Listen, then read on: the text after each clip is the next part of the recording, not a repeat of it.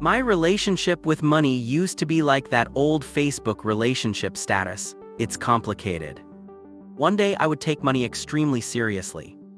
I would open spreadsheets, track every number, build formulas, create charts, and behave like I was managing a Wall Street portfolio. Then the next day I would order food, ignore my budget completely, and tell myself, come on, life is short. Who has time to think about investing today? For a long time, I thought this was a knowledge problem. I believed that if I learned more about investing, more about markets, more about interest rates, and more about stocks, then suddenly my money decisions would become perfect. But later I understood something very important. Money is not only about intelligence. Money is about behavior. You can be extremely smart, but if you cannot control your emotions, your money can run away from you faster than you think. Even Isaac Newton, one of the greatest minds in history, lost money during the South Sea bubble, and he later said that he could calculate the movement of the stars but not the madness of people. That sentence explains so much about finance. Because the hardest part of money is not always math. It is patience, ego, fear, greed, comparison, and the ability to stay calm when everyone else is losing control. This is one of the biggest ideas I took from Morgan Housel's book, The Psychology of Money. The book is not about getting rich in one day. It is not about secret stocks, magic formulas, or becoming a millionaire overnight. Actually, in my opinion, trying to get rich too fast is often the fastest way to become poor slowly. The real lesson is deeper. Financial success is not a knowledge competition. It is a behavior game. So in this video, I want to share 10 lessons from the psychology of money that can change how you think about wealth, investing, risk, and freedom. And maybe, by the end of this video, you will stop focusing only on the number in your bank account and start paying more attention to the behavior behind that number. The first lesson is simple but very powerful: no one is crazy. When we look at other people's money decisions, it is very easy to judge them. Someone keeps too much cash and we think they are too afraid. Someone invests aggressively and we think they are reckless. Someone refuses debt completely and we think they do not understand finance. Someone uses debt confidently and we think they are taking unnecessary risk. But the truth is, everyone sees money through the window of their own life experience. Someone who grew up during inflation may believe that cash loses value and real estate is safety. Someone who saw their family lose money in the stock market may never fully trust stocks again. Someone who made money early in crypto may believe risk is the only path to wealth.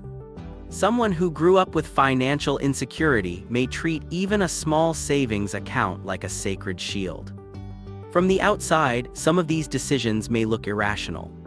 But from the inside, they often make perfect sense. People do not make financial decisions only based on spreadsheets. They make decisions based on memories, fear, family history, culture, trauma, success, and the stories they lived through. That is why two people can look at the same investment and see completely different things. One sees opportunity, the other sees danger. One sees growth, the other sees risk. One sees a smart move, the other sees a mistake waiting to happen. And maybe both are right because they are not playing the same game. Your income, your responsibilities, your age, your family situation, your stress level, your time horizon, and even how well you sleep at night all affect your financial decisions. The lesson here is not that every decision is good. Some decisions are clearly dangerous. But before judging people, it helps to ask, what story made this decision feel logical to them? And more importantly, before copying someone else's strategy, you need to ask, am I playing the same game as them? Because a strategy is like clothing. It may look beautiful on someone else, but if it does not fit your life, it will make you uncomfortable. The second lesson is about luck and risk. When we see successful people, we usually explain their success with intelligence, discipline, and hard work. And of course, those things matter. But they are not the full story. Luck and risk are always in the room, even when nobody wants to talk about them. Bill Gates was obviously brilliant, but he was also lucky enough to have rare access to a computer at a young age, at a time when most students in the world had never touched one. That early exposure mattered. It gave him a chance to develop skills before almost anyone else. At the same time, there is the story of Kent Evans, one of Gates's close friends who was also talented and ambitious but died young in a mountain climbing accident. Same generation, similar environment, huge potential, but completely different outcome. That is the uncomfortable part of life. Sometimes one person becomes a billionaire and another person, just as talented, gets hit by risk before the story can even develop. This does not mean success is only luck. It also does not mean failure is only bad luck. It means reality is more complicated than the stories we like to tell. Sometimes you make a good decision and get a bad outcome. Sometimes you make a bad decision and luck saves you. Sometimes someone looks like a genius because the wind was behind them, and someone else looks foolish because the storm arrived at the wrong time. The healthiest mindset is to respect both luck and risk. When you succeed, do not immediately assume you are a genius. And when you fail, do not immediately assume you are stupid. This mindset keeps you humble when things go well and protects you from destroying yourself mentally when things go badly. Because in money, the same decision can sometimes produce different outcomes, not because the decision changed, but because luck and risk were different. The third lesson is one of the most dangerous traps in life: never enough. Imagine someone has $10 million. From the outside, we think that person is done. They are safe forever. But inside their mind, they may be thinking, why don't I have 50 million? That is the problem. For many people, the issue is not the number. The issue is comparison. When you have a little, you compare yourself to people who have more than you. When you have more, you start comparing yourself to people even higher. And the higher you climb, the richer your comparison group becomes. This game never ends. There will always be someone richer, more successful, more famous, more powerful, or more admired. And if your happiness depends on being ahead of everyone, you will never be happy. Warren Buffett has a powerful idea about this. It is foolish to risk what you have and need for something you do not have and do not need. But people do this all the time. They risk their health, their family, their peace of mind, their reputation, and their time just to chase a number that was never clearly defined in the first place. The problem is not ambition. Ambition can be good. The problem is ambition without a stop sign. At some point, you need to know what is enough for you. Enough does not mean you stop growing. It does not mean you become lazy. It means you stop sacrificing things that are truly valuable for things that only look valuable from the outside. Because if you do not know what enough is, you can win the money game and still feel poor inside. The fourth lesson is about compounding. Most people understand compounding mathematically, but very few people truly understand it emotionally. We know that money can grow over time, but we underestimate what happens when growth is repeated for decades. Warren Buffett is one of the best examples. People often think his secret was only picking the right companies. Of course, he was a great investor, but one of his biggest advantages was time. He started early. He stayed in the game. He allowed compounding to work for an extremely long period. That is the part most people ignore. Compounding does not look exciting in the beginning. It looks slow, boring, and almost disappointing. For a long time, it feels like nothing special is happening. But then, after years of consistency, the curve starts to change. Small gains create more gains. Those gains create even more gains. And eventually, time becomes the most powerful worker in the room. The problem is that humans are not naturally built to appreciate exponential growth. We understand simple addition much better than compounding. If I say 8 plus 8 plus 8, your brain understands quickly. But if I talk about growth multiplying on itself again and again for decades, it becomes harder to feel. That is why many people give up too early. They invest for a few months, maybe even a few years, and then they say, nothing amazing is happening. But compounding was never designed to impress impatient people. It rewards those who can stay consistent long enough. The lesson is simple: good investing is not always about finding one huge win. It is often about earning reasonable returns repeatedly and giving those returns enough time to multiply.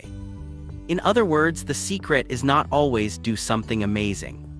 Sometimes the secret is do something reasonable and keep doing it for a very long time. The fifth lesson is about something Morgan Housel calls the man in the car paradox. Imagine a luxury car passes by.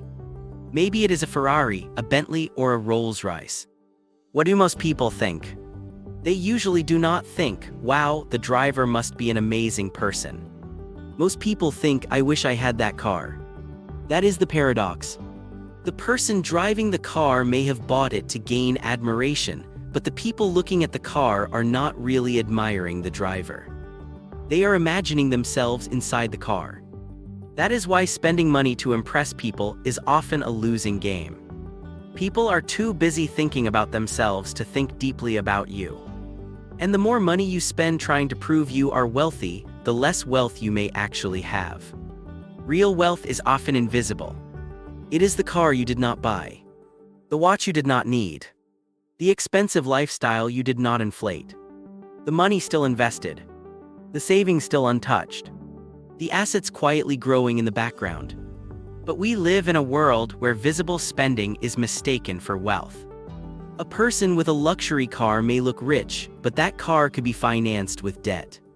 Another person may live simply, drive an average car, and quietly own assets that produce income. From the outside, the first person looks richer. But financially, the second person may be far stronger. This is one of the biggest mindset shifts in personal finance. Wealth is what you do not see. Spending shows what used to be money. Wealth is the money that stayed with you. The sixth lesson is that getting wealthy and staying wealthy are not the same skill. Getting wealthy often requires optimism, risk-taking, courage, and the ability to act when there is opportunity. But staying wealthy requires almost the opposite. It requires humility, caution, patience, and a little bit of paranoia. You need to ask, what if I am wrong? What if the market falls? What if my income drops? What if life surprises me? This does not mean you should live in fear. It means survival matters. Because if you fall out of the game, you cannot benefit from the next opportunity. This is why Buffett's famous rule is so important: never lose money. And the second rule, never forget the first rule. Of course, every investor will experience losses. The point is not that your portfolio never goes down. The point is that you avoid the kind of loss that removes you from the game completely. If you lose 50% of your money, you need a 100% gain just to get back to where you started. That is the brutal math of loss. So the goal is not to be the person who makes the most money in 1 year. The goal is to be the person who survives long enough for compounding to work. In finance, survival is underrated. The seventh lesson is about leaving room for error. Life does not follow your plan just because your spreadsheet looks beautiful. Markets crash. Jobs disappear. Health problems arrive. Inflation changes your budget. Businesses fail. Unexpected bills appear. Family responsibilities grow. That is why margin of safety is so important. A margin of safety is the gap between what you expect and what you can survive. It is the extra cash you keep even when you think you do not need it. It is the emergency fund. It is the conservative assumption. It is the decision not to borrow too much. It is the space that allows you to make mistakes without being destroyed by them. Think of it like a spare tire in a car. Most of the time, it feels useless. It sits there doing nothing. It does not make the car faster. It does not impress anyone. It is boring. But when one tire fails, the boring spare tire becomes the most important thing in your life. Money works the same way. Cash reserves may look boring during good times, but during bad times they become freedom. They give you time to think. They help you avoid panic selling. They protect you from desperate decisions. The lesson is not to predict every problem. That is impossible. The lesson is to build a life that can survive problems you did not predict. The eighth lesson is that you will change. This sounds obvious, but most people plan their financial life as if their future self will think exactly like their current self. But you will not. The person you are at 20 is not the same person you will be at 30. The person you are at 30 is not the same person you will be at 40. Your goals will change. Your taste will change. Your energy will change. Your responsibilities will change. Your definition of wealth will change. At 20, wealth may look like a sports car. At 35, it may look like no debt and peaceful mornings.